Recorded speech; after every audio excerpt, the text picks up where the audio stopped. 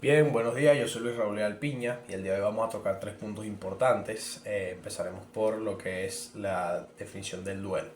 El duelo es una reacción natural, universal y adaptativa que experimenta una persona ante la pérdida significativa de alguien o algo valioso. Aunque comúnmente se asocia con la muerte de un ser querido, este proceso también puede desencadenarse, por así decirlo, por la pérdida de una relación, como un divorcio, un empleo o una parte de la salud, bien sea por amputación o por alguna enfermedad crónica o incluso un estilo de vida. No es una enfermedad mental, sino un proceso psicológico y emocional complejo que implica un profundo dolor, tristeza y como una sensación de necesidad de reorganizar la vida y el mundo interno en ausencia de lo que se perdió. Pues. Su duración y manifestación varían enormemente entre los individuos, o sea, depende de la persona. Está influenciado por factores como el tipo de vínculo, eh, las circunstancias de la pérdida, el contexto, los recursos personales de afrontamiento. También juega un papel importante. Este proceso de adaptación busca la aceptación de la nueva realidad sin lo que se ha perdido. El objetivo del duelo no es olvidar, sino recolocar emocionalmente el objeto o a la persona perdida de modo que la vida pueda continuar y el dolor agudo disminuya con el tiempo. El duelo se considera complicado o patológico cuando su intensidad y duración son, digamos, de alguna manera desproporcionadas. Interfiere gravemente con la funcionalidad, sí, funcionalidad diaria durante un periodo prolongado, generalmente más de 6 meses o un año, cuando la persona queda como atascada en alguna de las fases, impidiendo la reanudación de una vida satisfactoria. Buscar apoyo profesional en estos casos es vital para prevenir la cronificación o expansión, para un término más sencillo, del sufrimiento o la aparición de trastornos más complejos como la depresión. El duelo tiene unas etapas y vamos a dar unos ejemplos. Vamos a empezar con el modelo de Elizabeth Kubler-Ross, que describe clásicamente 5 etapas del duelo. Aunque es crucial entender que no son una secuencia lineal, sino que bueno, no es ni una secuencia lineal ni rígida. Las personas pueden experimentar estas etapas en diferente orden, volver a una anterior o experimentar varias al mismo tiempo. Tenemos primero lo que es la etapa de la negación, que es la primera reacción, un mecanismo de defensa temporal natural del ser humano donde la mente se resiste a aceptar la realidad de la pérdida. Como por ejemplo, una viuda puede repetir varias veces que no puede ser cierto, no puede ser cierto, me equivoqué de número de teléfono, él va a entrar por la puerta en cualquier momento. Por ejemplo, cuando fallece su esposo. La ira surge cuando la realidad empieza a filtrarse, manifestándose como una frustración, resentimiento o rabia dirigida hacia uno mismo, hacia el difunto, hacia Dios, aquellas personas que tienen esa creencia, o hacia el mundo en general. Por ejemplo, un hijo le grita a los médicos, hicieron un mal trabajo, si me hubieran escuchado antes, él seguiría vivo, pero es el hijo, no tiene conocimiento, ¿entiendes? Entonces, bueno, está la etapa de la negociación, que es un intento de posponer el dolor o encontrar una salida, a menudo involucrando promesas, pactos internos o espirituales con creencias para revertir lo que sucedió y evitar futuras pérdidas. Por ejemplo, una persona promete, si puedo superar este día sin llorar, me voy a convertir en una mejor persona y nunca más voy a, qué sé yo, a discutir con mi familia, por ejemplo. Bueno, luego viene la parte de la depresión, que es una fase de profunda tristeza, como una especie de vacío emocional, un aislamiento y reflexión sobre la pérdida. Es una etapa necesaria para el procesamiento de la pérdida real. Por ejemplo, alguien se retira de sus actividades sociales, llora con frecuencia y siente un gran vacío, diciendo no sé cómo voy a seguir adelante sin su presencia. Cuando los deportistas se lesionan, no pueden seguir más, esto suele suceder mucho. Finalmente, la aceptación, que es como el golpe final, implica como reconocer y asimilar la realidad de la pérdida. No es alegría o el fin del dolor, sino la reconciliación con la nueva vida y la capacidad de seguir adelante, de reanudar las actividades y el bienestar, manteniendo el recuerdo de lo perdido, obviamente, sin olvidar. Como por ejemplo, la persona empieza a planificar su futuro, recordando al ser querido con cariño, con respeto, aunque con tristeza, por supuesto.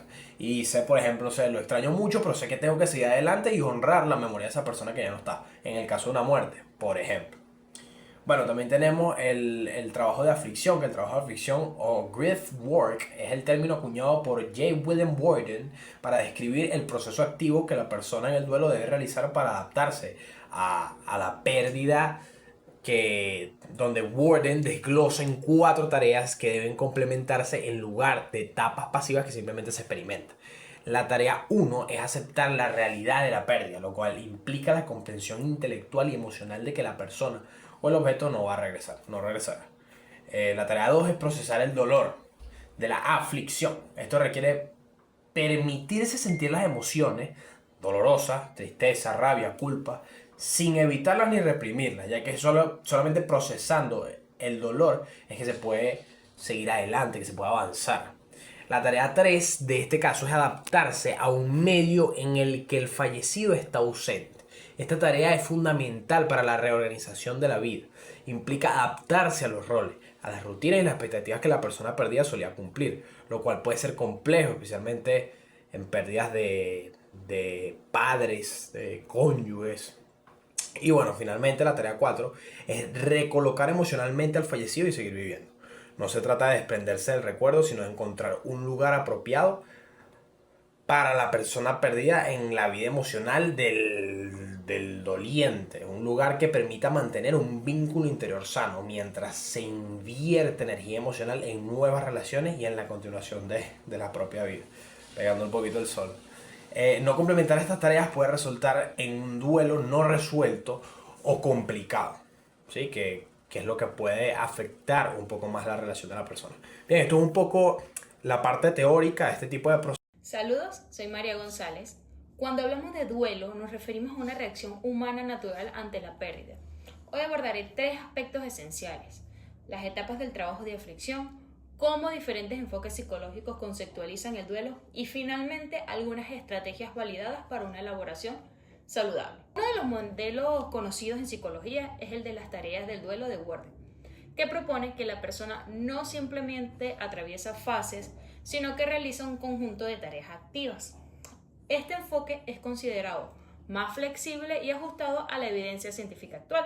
Las 4 fases son: aceptar la realidad de la pérdida, reconocer que la pérdida es irreversible, implica un proceso cognitivo y emocional que puede avanzar y retroceder, trabajar las emociones del dolor, validar y permitir la expresión del sufrimiento, incluye emociones diversas como tristeza, culpa, enojo, alivio, ansiedad, adaptarse a un ambiente en el que la persona fallecida ya no está, con ajustes externos como los roles y la rutina, y ajustes internos como el autoconcepto, y ajustes espirituales como el sentido y las creencias. Y recolectar emocionalmente a la persona fallecida y continuar viviendo. Mantener un vínculo sano, simbólico y no que paralice, y permitir retomar proyectos y construir una vida con sentido. Este modelo ayuda a comprender que cada persona avanza a su propio ritmo y que el duelo no es lineal. Existen múltiples aproximaciones que aportan a la comprensión del duelo.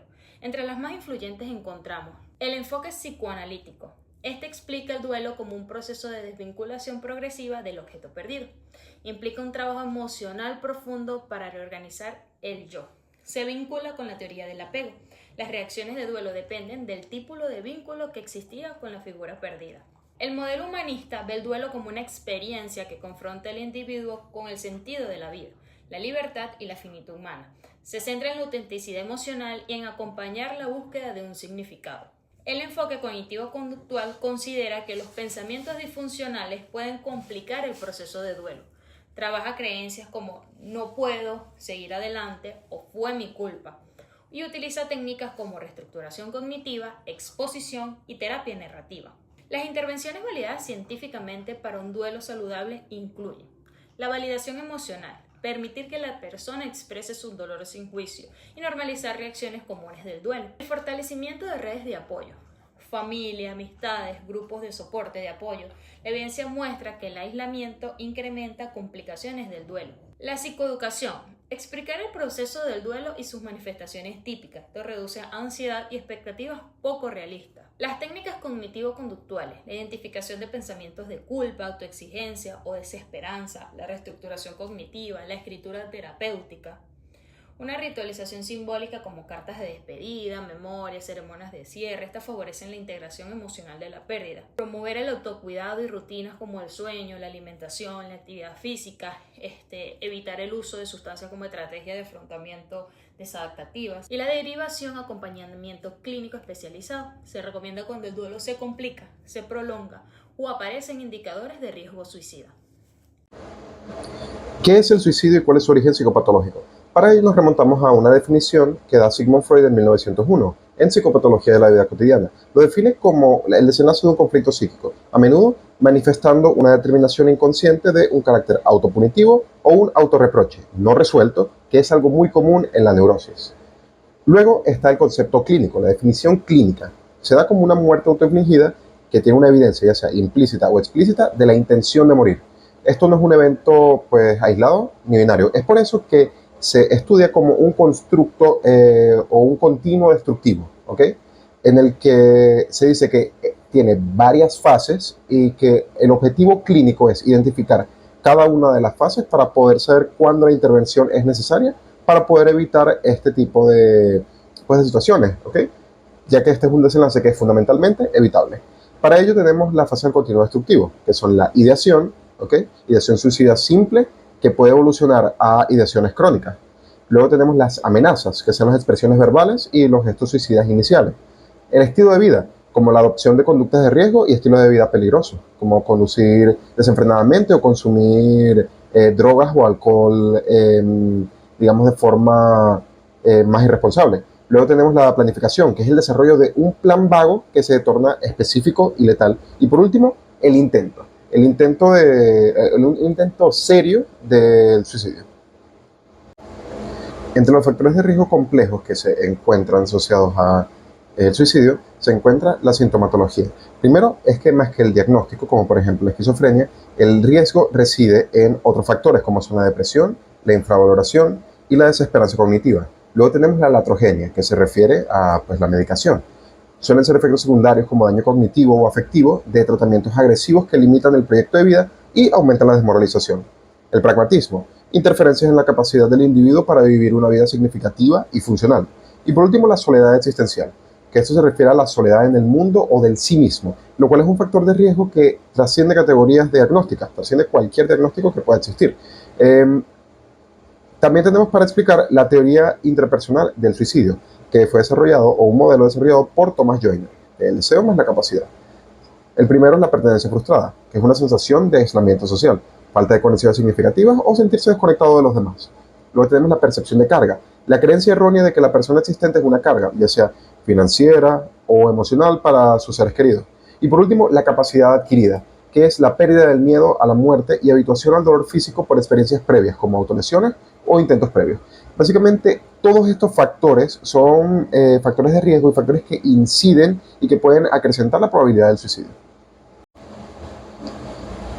Al ser una problemática que es tan grave, pues deben haber estrategias de prevención, entre las cuales encontramos la prevención contextual. La prevención contextual es algo adaptado, de reactivo a proactivo. Esto quiere decir que se debe intervenir en las fases tempranas, como pueden ser la ideación vaga o incluso una ideación crónica, cuanto antes se trate de, pues digamos, de prevenir y de afrontar esta situación, va a ser, pues la persona va a estar sometida a menos riesgo, ¿ok? Debe realizarse antes de esperar algún intento de suicidio. Para eso tenemos los indicadores. Luego tenemos los guardianes o gatekeepers, que este concepto se refiere a capacitar a la comunidad y a los familiares para detectar las distintas señales de alerta que estuvimos repasando anteriormente. En cuanto a los datos locales, vemos que la variabilidad de métodos como los plaguicidas exigen vigilancia local para estrategias efectivas, ¿ok? Eso quiere decir que muchas veces existen objetos, ¿okay? O sustancias que son dañinas y que son las que se utilizan comúnmente para autolesionarse o para cometer suicidio, como los plaguicidas, como las hojillas, ¿okay? Deben, pues, tenerse un ojo, digamos, atento para poder prevenir que se haga uso de estas. Luego tenemos las recomendaciones estratégicas elaboradas por LiveLife, entre las que tenemos la restricción de medios. Esto se refiere a limitar acceso a medios letales. Va conjunto con lo que se mencionó anteriormente. Por ejemplo, plaguicidas peligrosos, como mencioné anteriormente, hojillas, ya que estas son las medidas más inmediatas para reducir la mortalidad. Pues limitar el acceso a plaguicidas reduce el 15 o 20% de reducción, ya que es un método de suicidio que es bastante utilizado. Luego tenemos el seguimiento post-intento. Si no se pudo afrontar, pues en el momento en el que, en el que la persona tuvo el intento de suicidio, pues deben haberse programas de seguimiento riguroso que esté integrando la atención primaria para que la persona pueda recuperarse o pueda recuperar su estabilidad mental tras el intento de suicidio y pues prevenir que no ocurra otro. Luego tenemos la vigilancia de datos, que esto se refiere a mejorar la capacidad y la calidad de los datos nacionales para identificar los medios locales y orientar los recursos para pues, la prevención del suicidio. Y por último tenemos la tanatoética, que esto se refiere a la formación legal y ética para los profesionales. Aplicar el principio de interés preponderante, es decir, el mal menor, para poder proteger la vida. Sin nada más que agregar, muchas gracias por su atención. En cuanto a las estadísticas globales que son suministradas por la Organización Mundial de la Salud, encontramos que el suicidio es muy común, mucho más común en los hombres que en las mujeres. Tenemos que es 12.6 por cada 100.000 y 5.4 por cada 100.000.